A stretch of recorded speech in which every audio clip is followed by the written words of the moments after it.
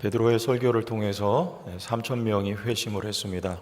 이들을 중심으로 이제 예루살렘 초대 교회가 탄생이 되었습니다. 이 어린 신생 교회가 힘썼던 세 가지, 사도들의 가르침을 받았던 것과 교제했던 것과 그리고 기도에 힘썼던 이들의 세 가지 힘썼던 내용을 우리가 지난주에 말씀을 함께 나눴습니다. 이제 3장에 들어가서 장면이 바뀌게 되죠. 베드로와 요한이 성전에 제9시 기도 시간에, 9시는 오후 3시입니다. 기도하러 가는 중에 성전 미문에 앉아 있었던 걷지 못하는, 나올 때부터 걷지 못하는 이를 만나게 되고, 구걸을 하던 그에게 나사렛 예수의 이름을 전해주고 그 이름을 선포하며 손을 잡아 일으킬 때 이 걷지 못하는 이가 걸을 뿐 아니라 뛰며 그리고 성전에 들어가며 찬송을 한 이야기를 여기 우리에게 그려주고 있습니다. 이야기는 우리가 많이 설교를 통해서 듣고 우리의 이해로는 예수의 이름으로 어떤 기적이 일어났다, 불가능한 일이 발생했다, 이렇게 우리가 겉으로는 이해하기가 쉬운데 실은 이 내용 속에는 저자인 누가의 생각, 더 정확히 표현하면 누가의 신학이 여기 담겨 있습니다. 1절에서 3절을 보면 우리가 성전이라는 단어가 몇 번 나옵니까? 눈으로 한번 보세요. 몇 번 나옵니까? 4번 나옵니다. 이 석절에 같은 단어가 4번 나온다는 말은 지금 누가가 뭐에 대해서 얘기하고 싶다는 겁니까? 성전에 대해서 이야기하려고 하는 거예요. 단순한 기적 이야기가 아니라 구약시대의 성전이 아닌 하나님이 뜻하시고 하나님이 의도하신 성전이란 무엇이냐, 그리고 그 성전에서 드려지는 제물, 이것은 어떤 성격의 것이냐에 대해서 지금 누가가 다시 정리를 해주려는 의도가 이 본문에 있는 것입니다.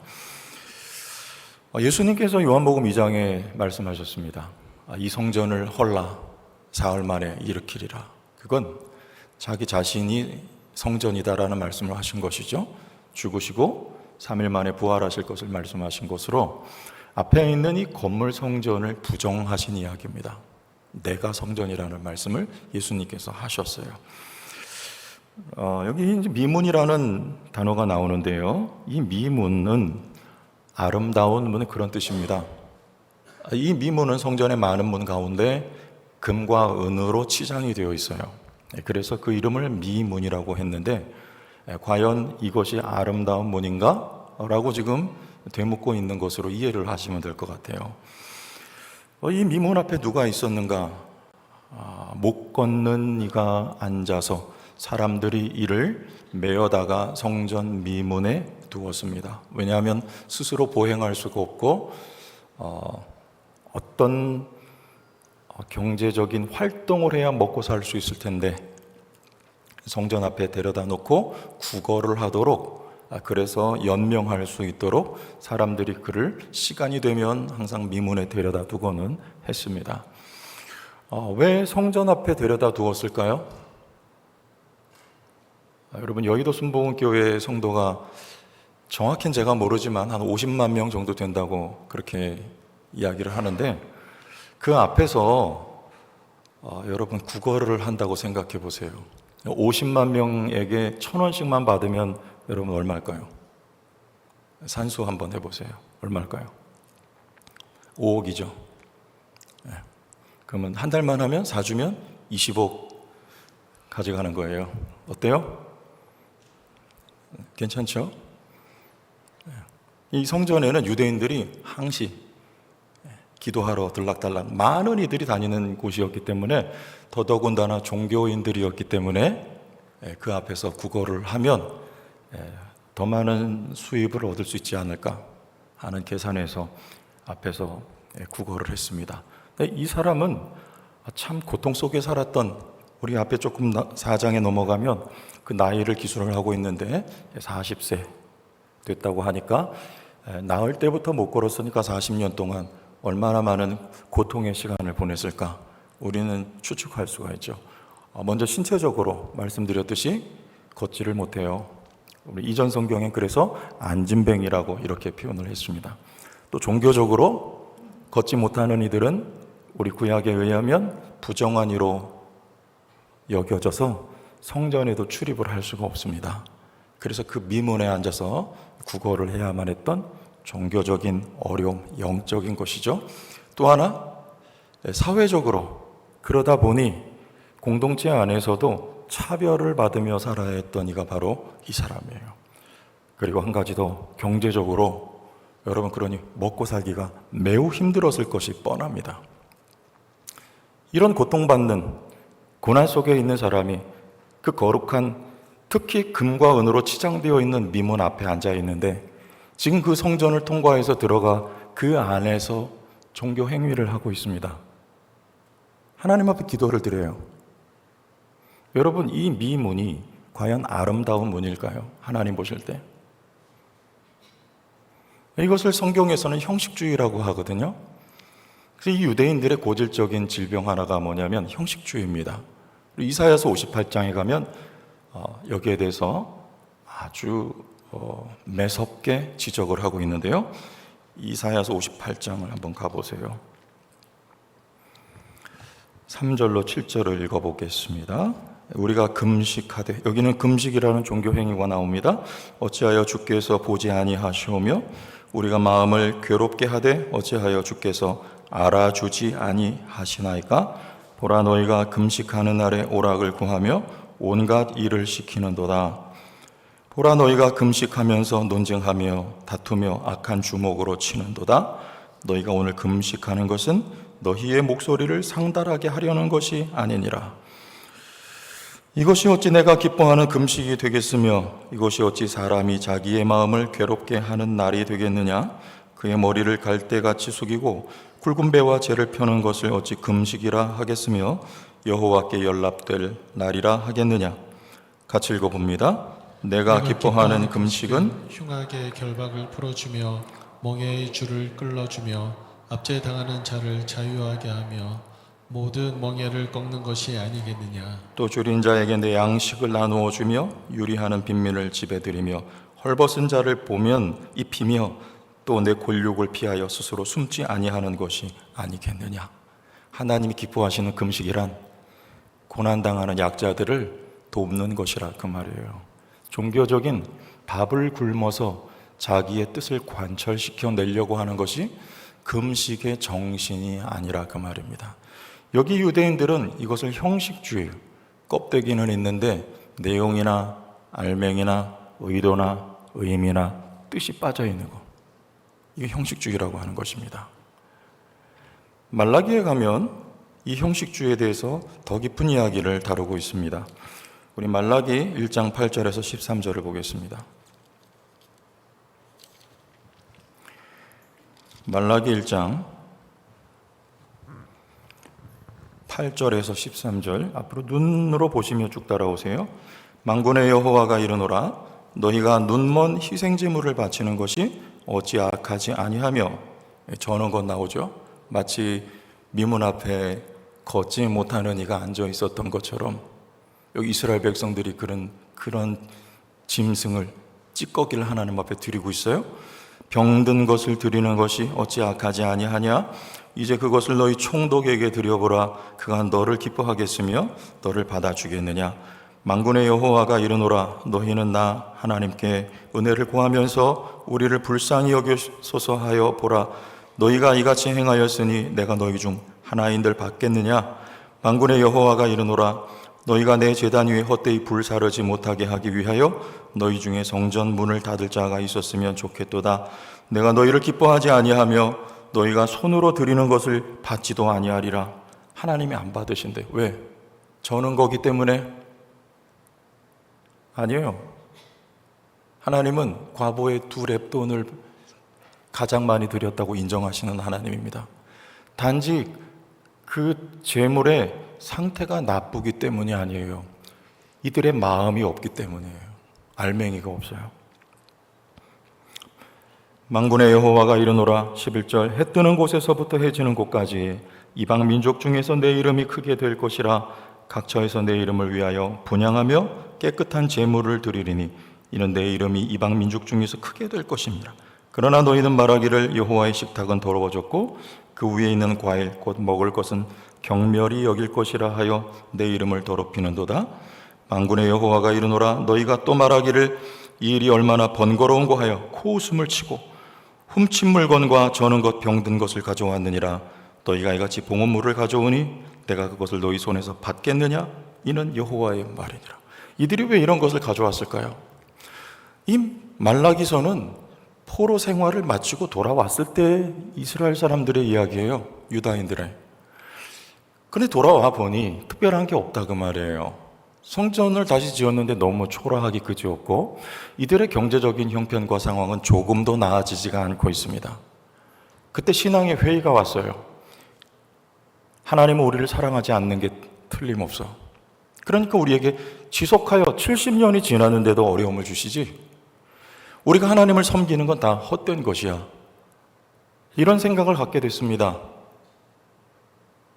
그러니까 이 형식주의라고 하는 거, 이거는 하나님이 우리에게 은혜를 베풀어 주시는 방식이나 방편, 이것을 은혜의 경륜이라고 바울은 표현했거든요. 나라도 가정도 경영이 필요해요. 이게 경륜이라는 말로 바꿔 이해하시면 됩니다. 하나님께서 은혜로 이 세상을 다스려 가실 때 경영하시는 방법과 방편이 있어요. 거기에 대해서 이해를 못하면 형식주의에 빠지기 쉽다 그 말이죠. 무슨 말이냐면 지금 하나님이 이들에게 뭐라 말씀하시냐? 하나님이 에서는 미워하였고 1장에 보면 야곱은 사랑하셨다. 그래요. 이들은 하나님이 자신들을 사랑하지 않고 계시다고 믿고 있습니다. 여러분, 하나님께서 야곱에게 많은 고생의 시간들을 허락하셨죠. 그래서 자기를 걸어서 바로 앞에서 나는 험악한 세월을 살았나이다 라고 말할 만큼 어려운 인생을 살았어요. 그렇다고 하나님이 야곱을 사랑하시지 않은 것입니까? 하나님이 은혜 베푸시는 방법을 모르기 때문인 거예요. 여기 지금 말라기의 이스라엘 백성들이 똑같은 거예요. 하나님이 나를 사랑하시지 않는 거예요. 그렇지 않다는 것입니다. 그런 잘못된 이해와 오해가 있기 때문에 하나님 앞에 드리는 것이 아까워요. 하나님이 나 사랑하지 않고 나 고난 속에 두시는데 내가 이거 드린들 뭐하냐 하고 드리지 않으려니 찜찜하고 드리려니 아깝습니다. 그래서 병든 거, 눈먼 거, 저는 거 갖다 하나님 앞에 드린 거예요. 형식, 마음이 없어요? 껍데기만 가지고 주 앞에 나갔습니다. 하나님이 그거 받지 않겠다는 거예요. 교회를 나가자니 시간이 아깝고 안 나가자니 찜찜하고 그러면 그게 바로 껍데기만 와서 앉아있는 거예요. 드리자니 돈이 아깝고 안 드리자니 뭔가 허전하고 하나님한테 혼날 것 같고 여러분 왔다 갔다 세상에 한 발 예배당에 한 발 들여놓고 있으면 그걸 껍데기 신앙이라고 하는 것이죠. 하나님 그거 안 받으신답니다. 근데 하나님이 놀라운 말씀하세요. 여기 11절에 깨끗한 제물이라고 그랬어요. 11절 보세요. 11절 같이 읽어보십니다. 만군의 여호와가 이르노라. 해 뜨는 곳에서부터 해 지는 곳까지의 이방 민족 중에서 내 이름이 크게 될 것이라. 각처에서 내 이름을 위하여 분향하며 깨끗한 제물을 누가요? 이방 민족들이 해 뜨는 곳에서부터 해 지는 곳까지의 그들이 여호와께 나와 하나님을 인정하며 깨끗한 제물을 드리겠다고 하나님 말씀하시는데 여기서 이 깨끗한 제물은 무엇일까요? 사도행전 10장에 가면 확인을 할 수가 있어요. 사도행전 10장 9절에서 15절입니다. 앞에 나오고 찾아서 확인하시면 더 좋겠죠? 9절에서 15절 제가 읽습니다. 이튿날 그들이 길을 가다가 그 성에 가까이 갔을 그때에 베드로가 기도하려고 지붕에 올라가니 그 시각은 제6시더라. 그가 시장하여 먹고자 하매 사람들이 준비할 때에 황홀한 중에 하늘이 열리며 한 그릇이 내려오는 것을 보니 큰 보자기 같고 내 귀를 메어 땅에 들이웠더라. 그 안에는 땅에 있는 각종 네 발 가진 짐승과 기는 것과 공중에 나는 것들이 있더라. 또 소리가 있으되 베드로야 일어나 잡아먹어라 하거늘 베드로가 이르되 주여 그럴 수 없나이다. 속되고 깨끗하지 아니한 것을 내가 결코 먹지 아니하였나이다 한데 15절 같이 또 두 번째 소리가 있으되 하나님께서 깨끗하게 하신 것을 내가 속되되어 하지 말라 하더라. 여기 이 이야기가 베드로가 기도하는 중에 환상 가운데 그릇이 하나 내려오는데 그 그릇에 많은 짐승들이 담겨 있었습니다. 이게 구약의 율법에 의하면 부정한 짐승들이었어요. 깨끗하지 않은 더러운 것들을 환상 중에 먹어라 그래요. 베드로가 뭐라 합니까? 나는 한 번도 부정하거나 더러운 것을 먹은 일이 없습니다. 그랬더니 하나님 뭐라 하십니까? 내가 깨끗하게 한 것을 네가 속되다 하지 말라. 여기 깨끗한 재물은 지금 누구를 말하는 것입니까? 이 사건은 처음 성령을 받을 이방인 백부장에게 베드로를 하나님께서 보내시기 위해서 환상 가운데 베드로에게 명령을 하시는 장면이에요. 베드로가 그 백부장인 고넬료 집안 사람들에게 가서 하나님의 말씀을 전할 때 그 말씀을 듣는 그 자리에 그들에게 성령이 임하십니다. 자, 그러면 여기 하나님께서 깨끗하게 하신 제물은 짐승입니까? 아니면 사람입니까? 사람이에요. 고넬료가 하나님 받으실 깨끗한 제물이라는 뜻입니다. 왜냐하면 하나님이 받으시는 제물은 중심이 있고 마음이 있고 하나님께 대한 사랑의 고백이 있는 제물이어야 하나님이 받으신대요. 이스라엘 백성들은 형식주의에 빠져서 껍데기만을 가지고 나와서 하나님 앞에 던졌단 말이죠.